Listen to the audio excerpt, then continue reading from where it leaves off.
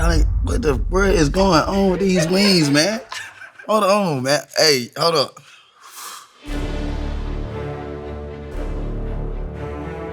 Hey, what's going on, everybody? For First We Feast, I'm Sean Evans, and you're watching Hot Ones. It's the show with hot questions and even hotter wings. And today we're joined by Quavo. He's a rapper, songwriter, and record producer you know as one-third of the rap group Migos. His latest single, Straightenin, is out now with the group's upcoming fourth studio album, Culture 3, set to release on June 11th. Quavo, welcome to the show. What's happening? What's happening?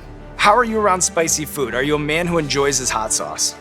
I like a little bit of hot sauce. Only on fish, though. Well, today, we're taking it on chicken. Are you ready to get started? Let's do it.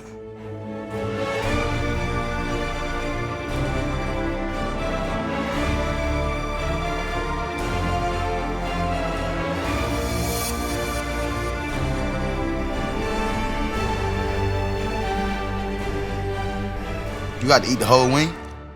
Fans just get mad if, like, you take little nibbles. But, you know... Listen, fans.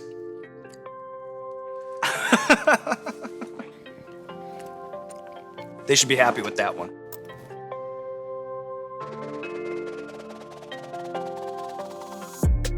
So it seems like everyone in entertainment has been really challenged on figuring out when to release new projects. And on the ETC podcast with Kevin Durant, you talked about how you can't just put out new music and have the internet judge it from lockdown. Why in particular with a group like Migos did you think that it was important to wait until now to release a project like Culture 3?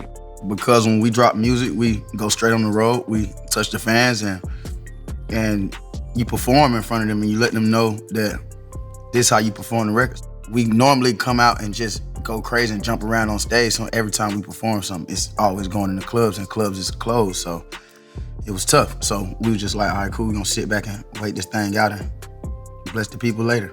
And then, you know, the word culture, it's become kind of a buzzword that gets thrown around a lot of times in corporate boardrooms by people who have no connection to it, really. What does the word mean to you? We feel like we leading by example, and we gave him the flow that everybody using and everybody creating new flows off of that flow. We the foundation, so we the culture. We the bricks that's starting all this new music right now. See, I like all flat, so I'm gonna just go 50%. That cool. So we can't have a Quavo interview without deep diving your personal style, which has been highlighted on GQ's Best Dressed Man of the Week more often than I can count. Yeah. Do you remember running into Jeff Goldblum at Yves Saint Laurent a few years ago? He talked about it during his Hot Ones interview. Yeah, man. Every time I see him, though, he's super fresh. I just seen him at the Clippers game, and he just super fresh every time I see him. And I was like, who that is? And they told me, and I was like, oh, okay, cool. It makes sense. But yeah, the drip is crazy. Pound for pound, what do you think is the best fit that you've ever gotten off at a Paris or New York Fashion Week? I like how we pulled up in the Met Gala. I think it was the year of Versace, if I'm not mistaken. But that was crazy. I felt like we came best dressed that time. And then speaking of Versace, and the Versace remix, Offset has a line where he says, "You'd think I'm Egyptian, all this gold on my body." Would it be fair to say that the ancient pharaohs would be like a style inspiration for Migos with the silk, the chains, and the patterns? For sure. Of course. We young pharaohs. We feel like we young kings, and we love gold. And then finally, what's your favorite piece of jewelry that you're wearing right now? I just put the big boy on today, all baguettes, flooded out AP, the big pound guy, you know what I'm saying? We say big pound because it's the M, the $1 million watch. And I'm just kicking it. I ain't want to put no ice on because I ain't know how hot these wings was gonna be. You know what I'm saying? You feel me? Yeah, I'm fucking with that one. And that's kind of a little one with like a kick, so maybe you have like a good hot sauce tolerance. Yeah, I got a little David Beckham with it. Kick it a little bit. Mm-hmm.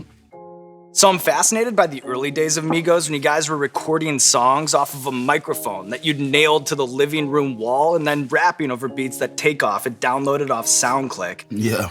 What role did the song Boost It Up play in the origin story of Migos? Shit, that was one of our high school records. And at the time we was Migo gang, and it was time to boost it up. We was boosting shit up. like, we outside. I see what you're saying there. I see what you're saying there. So, and it was like, I grabbed this sheet. It was like it was a bed sheet with whole like money signs and coins and shit. I nailed that shit in the back. And then when I nailed it in the back, we used to shoot videos in front of it and just rap all day. And Takeoff, reason why his name Takeoff, because he used to do everything in one take. Movie maker, you had to like record one pass. Anybody mess up on one ad lib or anything, we had to start it all the way over. And that's how Takeoff got one take, because he'll do his whole verse and not mess up, and we'll mess up and have to start him over. How did that translate at school? Like, did making music at that age, did that endear you to the kids more? Did it make you more popular at school, or what effect did the music have there? Everybody kind of laughed at me. Yeah. They kind of laughed at me when I was passing out the CD. It was me and Takeoff on the songs, and then next thing you know, Offset was like, he was the only one that was feeling it. He was the only one that was feeling, hey, bro, you rapping that shit so hard, I'm trying to. And then after that, we would just put him in the studio and get him up to speed with us. And then next thing you know, it was magic. Los Caliente Barbacoa. Let's do it. So during a Complex interview that you did with Jinx in 2018 and the rest of the quality control crew, you talked about an urge to get into acting, and here you are 3 years later about to make your feature film debut in a film called Wash Me in the River alongside cast members that include John Malkovich and Robert De Niro. Did you get a chance on set to tell Robert De Niro that you name-checked him in Straightenin? Yeah, I told him. He was like, man, I love it. That was right after I think we stayed in Puerto Rico for a month. And I was just recording there. And right after we came back home from Puerto Rico, I just went in because I was soaking all the Wash Me in the River, you know what I'm saying, vibes up, you know what I'm saying. You got Jack Houston, you got my boy Robert De Niro, and those are the scenes I was in with, so I was just soaking up game and just watching them. And then when I just dialed it up, I had some shit to say when I got home. What was his response to it when you told him that you name-checked him? He was like, Did one of those like soprano moves, like, you know what I'm saying? Like, good job, appreciate it. That's it.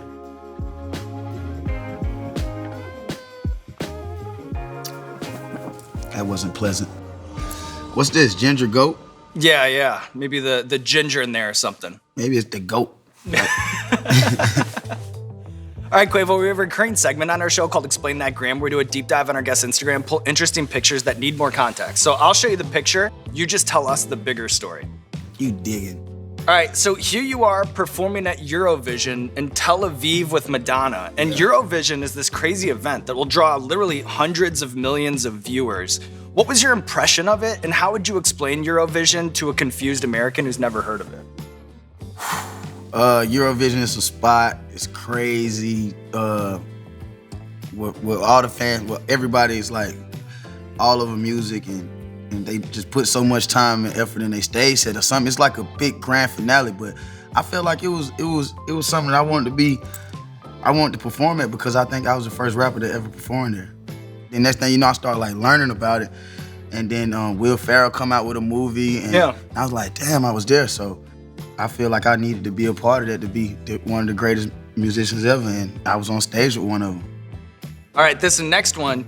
Do you have a favorite memory or favorite game from the handful that you've watched from the sidelines with the Georgia Bulldogs? Gotta be that one. Gotta be that game right there. That's when we took it home. We won the SEC championship. Then we went on and got the Rose Bowl. We beat Baker Mayfield. Then we lost a tough one in Alabama. But I was there the whole step of the way, and I felt like them boys was rocking out, and they did a good job. Did you do any halftime stuff, any sort of like pregame stuff? Just some prep. Just cuss them out, get them going. You know, go. That's it. Can you give us just one thing that was discussed at this meeting of the minds? It's an amazing picture. You, Kanye West, Travis Scott, and Elon Musk. Yeah, that was the day the Cybertruck had, he had kind of like dropped the Cybertruck and teased it.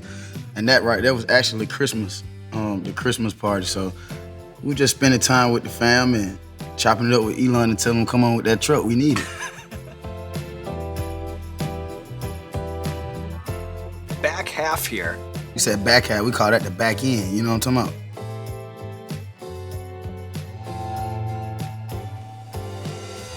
kind of like a curry vibe.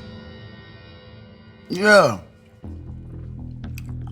Curry chicken. Mm-hmm. But it's hot. Mm-hmm. Now it's getting real. Back end, it gets pretty real. So songwriters can be very particular about the atmosphere or their surroundings within a room. How would you describe the ideal creative conditions for Quavo? Me, myself, and a computer. Mic and keyboard. No engineer. Most of the time, I'm just in the studio. I treat the studio like a gym. Shit got my tongue, like, it's not hot. I feel like, I don't know what it is. I've heard stories, Rick Ross, for example, laying out spreads of fully cooked steaks, not for eating, but simply for the aroma in the studio. What's like the most unique thing that you've ever seen an artist do to set a vibe in the studio? Got to be DJ Khaled. The biggest vibe. I can't really speak because my tongue is on fire. That's the show, yeah, that's the show. So he had, hold on, I can't talk, bro. Like for real.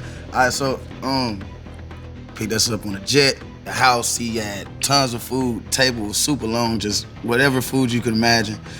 We sat out there and we ate really good. After we ate, we went to the studio and made a smash, go crazy with her. And I just feel like that was the craziest vibe, and it was a big hit. Was that the same session that he was blasting off the air horn? There you go. There you go. Help me out, because I can't really talk like that. Can y'all just give me a fork? Oh, that's smart. Grab a fork. All right. This one is Love Burns from Hotter Than L. Try your way.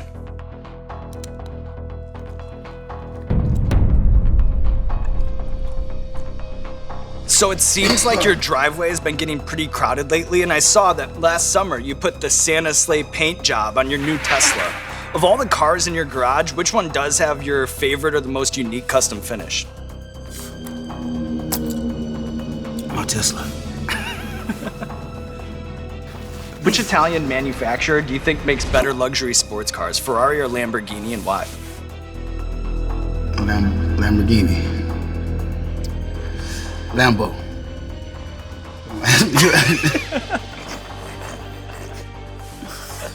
Hold on, man. Hold up. Yeah.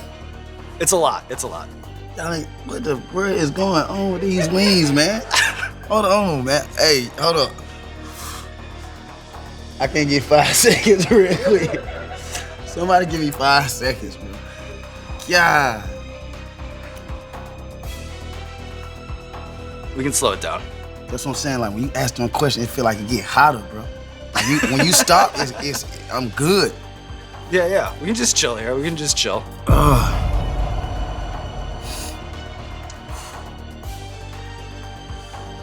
What was that again? Love Burn? Love Burns, yeah. Ooh, Love Burn, boy. Real. All right. We finna go to the bomb. If you're ready for this. It got a nuclear weapon. It's like, it got a nuclear bomb on it.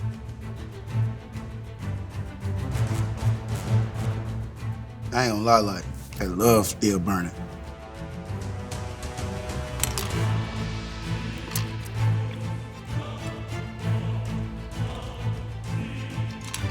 I'm just kick back because I know what it's finna do. What the fuck is going on? This is a wild one.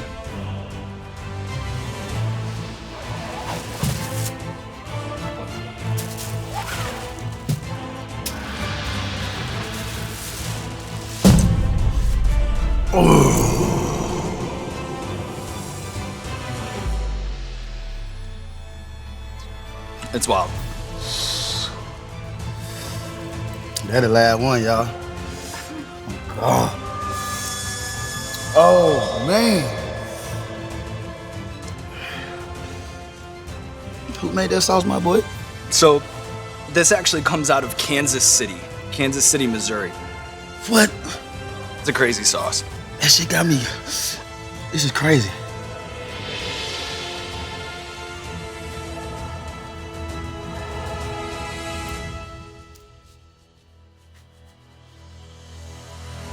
Woo. Man.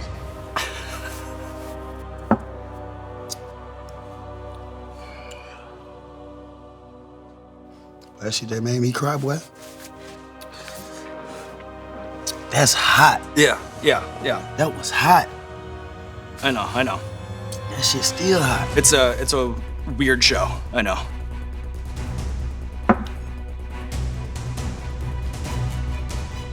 What? I gotta pull out the set. What the fuck is that?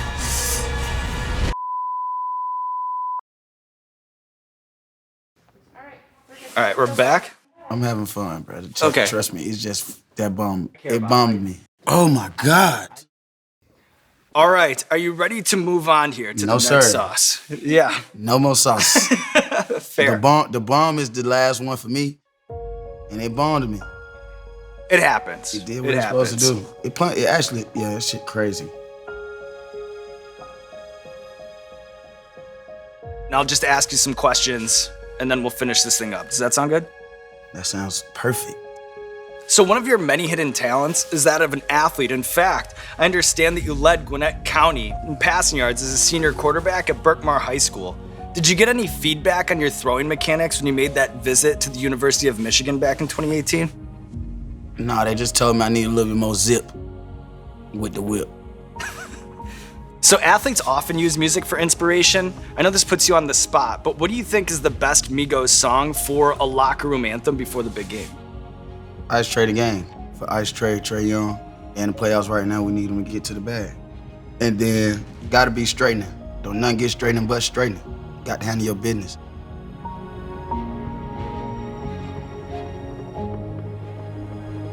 All right, so Quavo, here we are, thankfully, mercifully, at the end of our spicy wing journey together. And I'm not sure if you're aware of this or not, but a few years ago, Offset came in and provided some of the biggest spice highlights that we had in all of season 8. So what I want to do is show you some of these highlights, some of these gifs, widely circulated on the internet. And as someone who knows him best, I'm just curious what you think his internal dialogue is, okay? It wasn't that hot. Handled that. Yeah. All right, up next. I don't know what he doing. I think that was after the way. That's after the bomb. He ain't doing it no more. Well, he got did. to be the bomb. He did continue to go on. Cool. He did continue to go on, but he was pushed up against the ropes. Well, there you have it, Quavo, the Hot Ones experience in all of its glory. And now there's nothing left to do but roll out the red carpet for you. This camera, this camera, this camera. Let the people know what you have going on in your life. Culture 3. Culture 3 is the biggest album of the world. Gonna be the greatest album of the world. And we back with my brothers. See you on the stage near you. You did.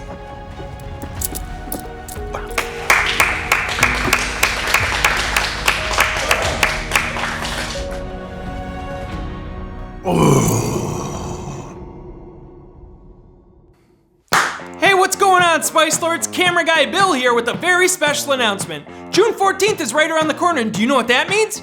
Flag Day. And what better way to celebrate Flag Day than by showing your Hot Ones pride with some brand new Hot Ones flags from Buffalo's very own Oxford Pennant. From the birthplace of the chicken wing and the show that made eating the hottest sauces known to man a global sensation comes a collaboration for the ages. The Oxford Pennant Hot Ones collection is Spice Lord approved and Sean Evans certified. Your favorite Hot Ones-isms are immortalized in a series of pennants, camp flags, banners, and pins. Fully designed and manufactured in my hometown, the spiciest city in America, Buffalo, New York. If there's one thing I love about Buffalo, it's that it's given you such national treasures as the Chicken Wing, the Buffalo Bills, Tony Soprano's mom, Rick James, Camera Guy Bill, and the hottest collaboration of the year. Get yours today at shop.firstwefeast.com. That's shop.firstwefeast.com. Happy Flag Day!